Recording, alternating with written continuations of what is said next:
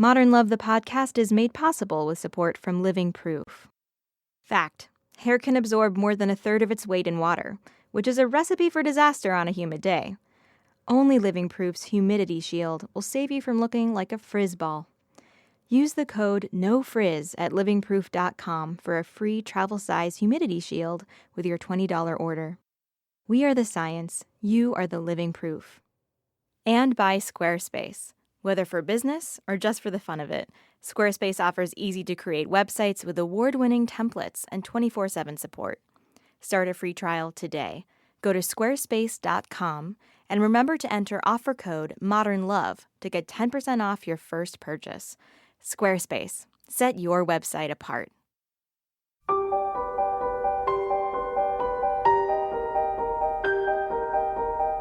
From the New York Times and WBUR Boston, this is Modern Love. Stories of love, loss, and redemption. I'm your host, Meghna Chakrabarty.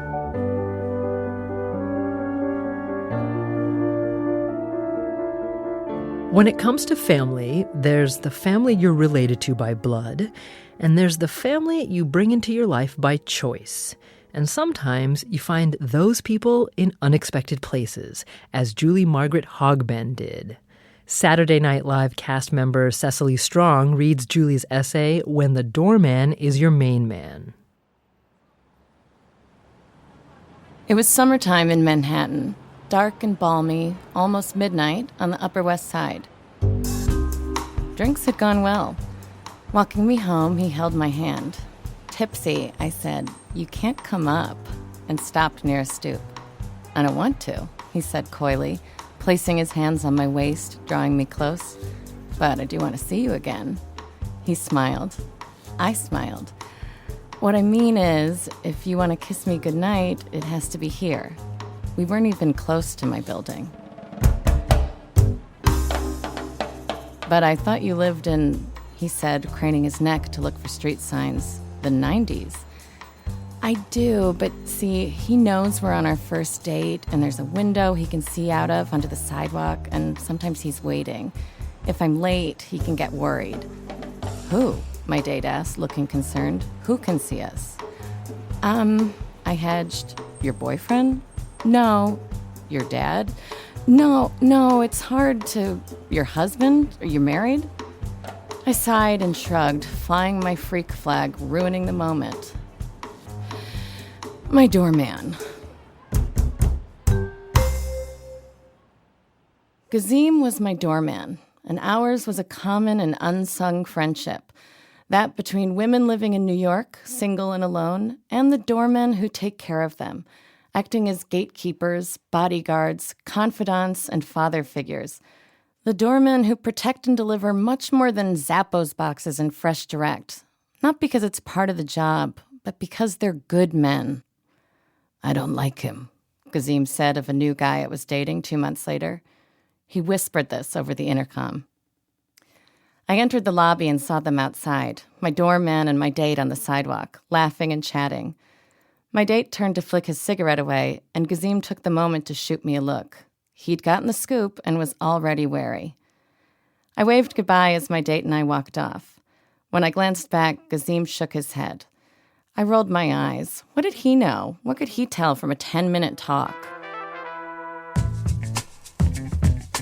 My date turned out to be sexy and funny, spoke gorgeous Hebrew, and partied too much. And so I agreed to a second drink and saw him again. And again, as autumn drew on. I was always attracted to bad boys. Gazim wasn't a bad boy. He was kind and well-mannered, a gray-haired cross between Cary Grant and George Clooney. Born in Albania in the mid-1940s, he hailed from an educated military family. His father had been an army general. When Gazim was 19, the communist leader Enver Hoxha's secret police arrested and interned his family, accusing them of treason. For 20 years, he lived in a labor camp, forced to farm in a remote area, not unlike Stalin's gulags. "My whole life as a young man," he said to me once. He never married, never had children. At 39, he was finally released, and the United States granted his family asylum. He found a job as a white-glove doorman in New York. Whenever I asked him how he was, on any day, at any hour, he always said, "No complaints." That was his mantra. On Halloween night that same year, I walked home again, this time alone from CVS. I couldn't sleep. In pajama bottoms and a t-shirt, I skipped up the steps into the lobby, a white paper bag clenched in my hand. Hidden inside was a pregnancy test. Gazim was resting on his usual stool, half on, half off, and looked up from his New York Post. "What?" he said. "What?" I said. "Nothing." "What is it?" "Nothing." I sailed past and held up the bag. "Headache, Tylenol." "No," he said in a drawn-out way, shaking his head, folding his newspaper closed. I couldn't fool him. I stopped and looked around. No one was in the lobby. Fine. It was well after midnight, so I doubled back. I don't know.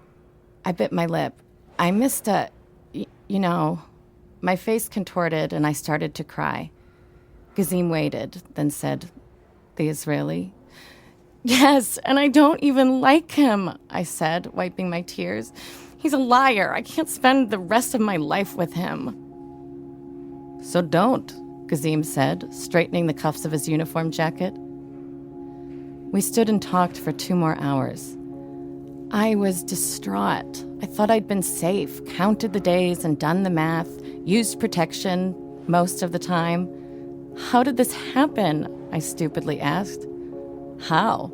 Gazim said with a wry smile. "Come on, it's life." 2 weeks later, I told the father. He seemed at once delighted and horrified. A few weeks later, he even proposed. I politely declined. He didn't want to be a parent, not really. We didn't want to marry each other. We both knew the truth. I said I'd raise the baby myself, and he could be involved as little or as much as he wanted to be.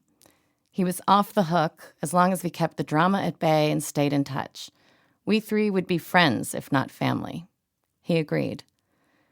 3 months later, and starting to show, I broke the news to everyone else. My Catholic parents, married over 40 years, feared for my future as a single mother. I didn't blame them.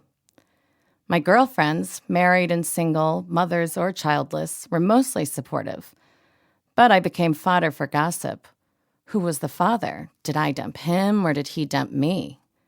Valid questions. Sometimes asked to my face, sometimes not. But down in the lobby, Gazim was there with no dog in the race. I wasn't his daughter, sister, or ex. I wasn't his employee or boss. Our social circles didn't overlap. 6 days a week, he stood downstairs, detached but also caring enough to be the perfect friend, neither worried nor pitying. It was he who signed for the crib when it came, for the onesies, bottles, and boxes of diapers. It was he who asked how I felt every day. I saw the Israeli every few weeks. Gazim and I talked a lot over those 9 months, and his worldly perspective comforted me. More European than tri-state, more Cold War than 21st century, and grounded in gratitude. His stance was resolute. He upheld and honored me for my choice and protected my dignity and self-esteem. I was still young, he reminded me. I could still meet a man and get married. I had a master's degree, a job, savings. So what if I wasn't married? Look at the world. Worse things had happened in history. Please, we would be fine. My baby was a gift.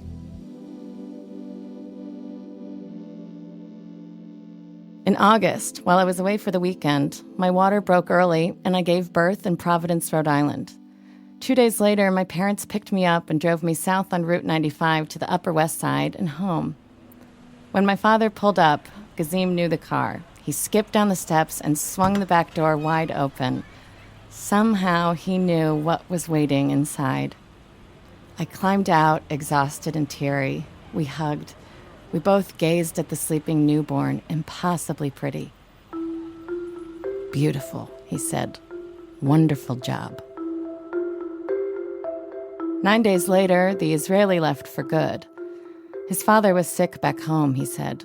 But we were friends and on good terms, and for the next year, I emailed him photos. He called and we laughed as he kept me awake during those first long, sleepless months. But Gazim's was the face we saw every day, the man who said good morning and good night to my girl, who smiled and cooed and remarked on her growth, her smile, and her first words. The Israeli kept in touch for over a year and then disappeared. No more emails or calls. I'd send photos, and he'd send silence. My daughter held a special affection for Gazim, almost as if she understood the role he had played as someone who welcomed her into the world with open arms and open heart, ready and willing to guard and protect her, just as he had guarded and protected her mother. She'd run down the sidewalk, arms outstretched, and he'd catch her up into a big hug. Her father doesn't call or visit, and we don't call or visit him. But we visit Gazim. We live in California now, but when we're in New York, we drop by the building, hoping to find Gazim at his post. Sometimes he is, sometimes he isn't, but we always check. And when we find him and he asks how I'm doing, I look at my girl and I say, no complaints.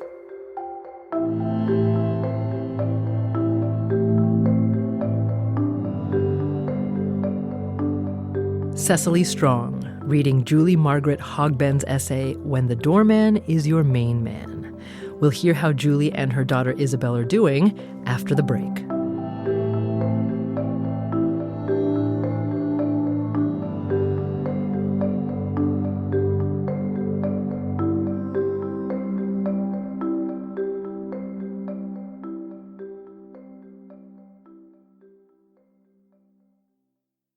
Support for Modern Love the podcast comes from Living Proof, the science behind healthy hair. I'm Katie from Living Proof, and we get love letters all the time, like this one. Dear Living Proof, I've struggled with puffy hair due to humidity for years.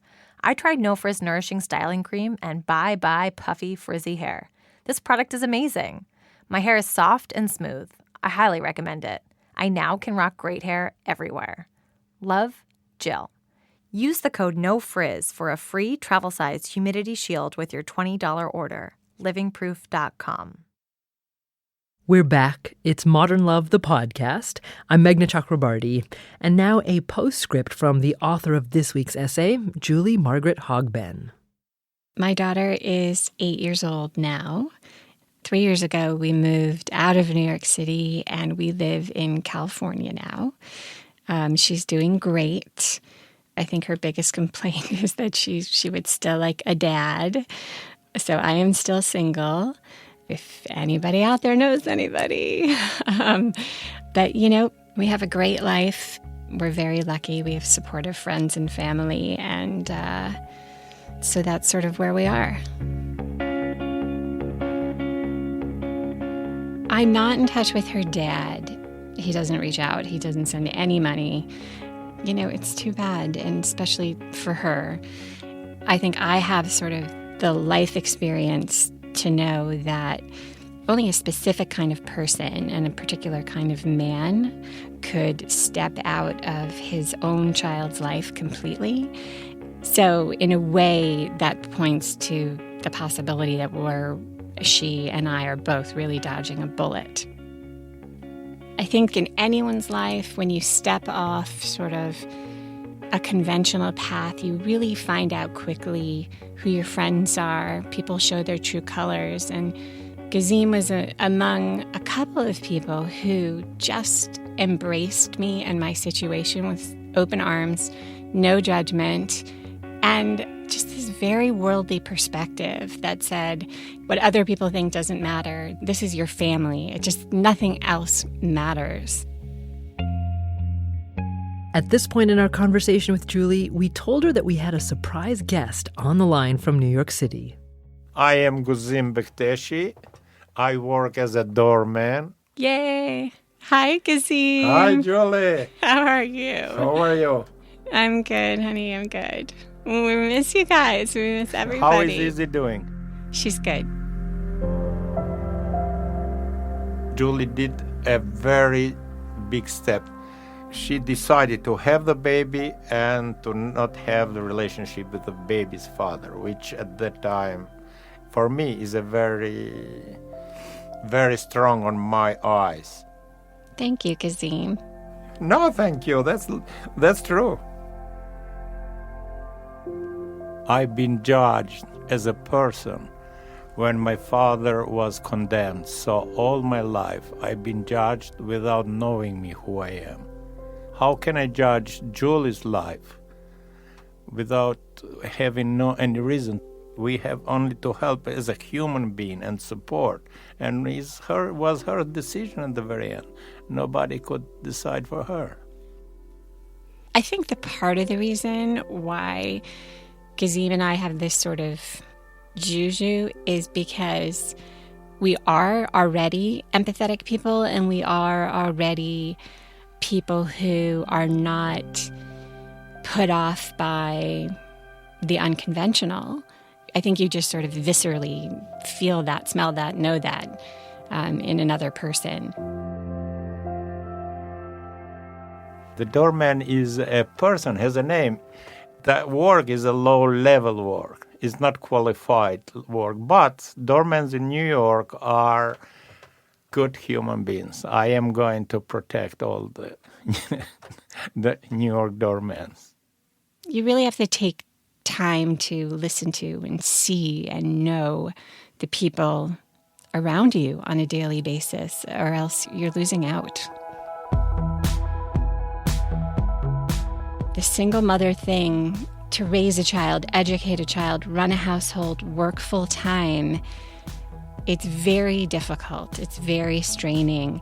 And so I try to be the Kazim for other people in my life. I keep an eye out for people who need that person to sort of step into their purview and say, I recognize things are not perfect right now.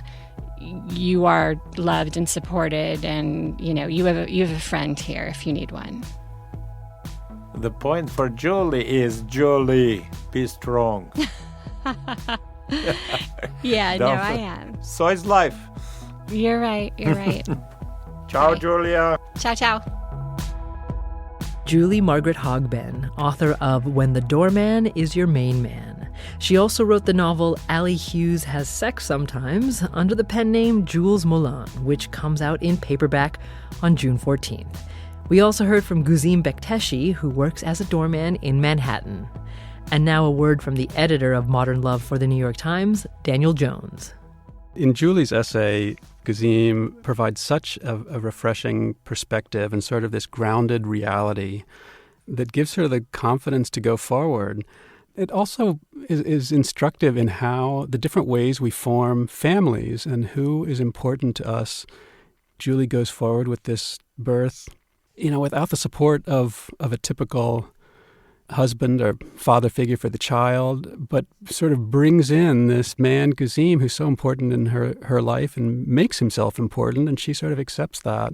It really speaks to having an open mind about how families are formed and how love is shared. Julie's story is an example of life is what happens while we're making other plans.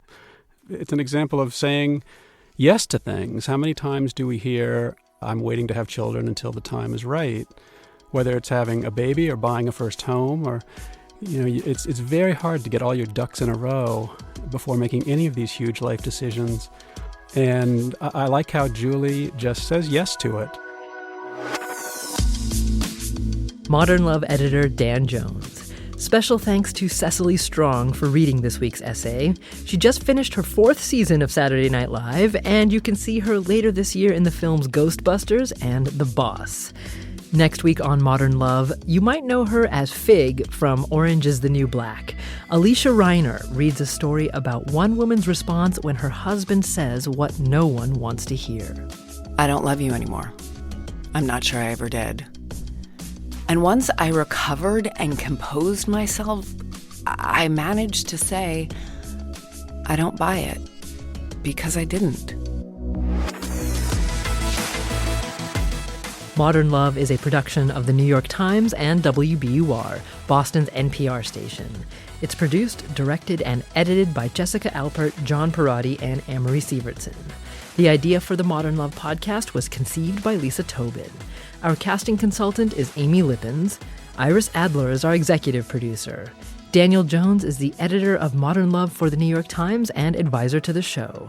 Music for the podcast, courtesy of APM. I'm Meghna Chakrabarty. We'll see you next week.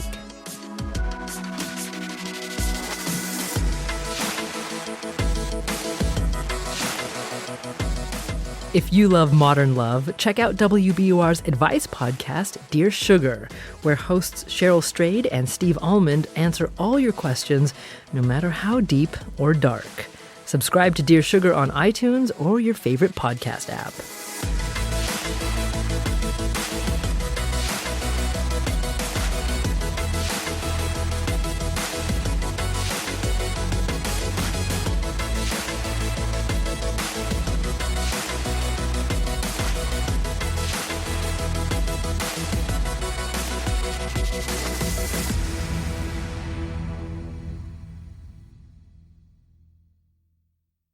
Know someone getting married? Squarespace can help them organize a whole wedding with a customized website, track RSVPs, publish all the details guests will need, and more. 24/7 support makes it easy. Go to squarespace.com and try out their easy-to-use templates. Start your free trial today and remember to enter offer code MODERNLOVE to get 10% off your first purchase. Thanks for listening.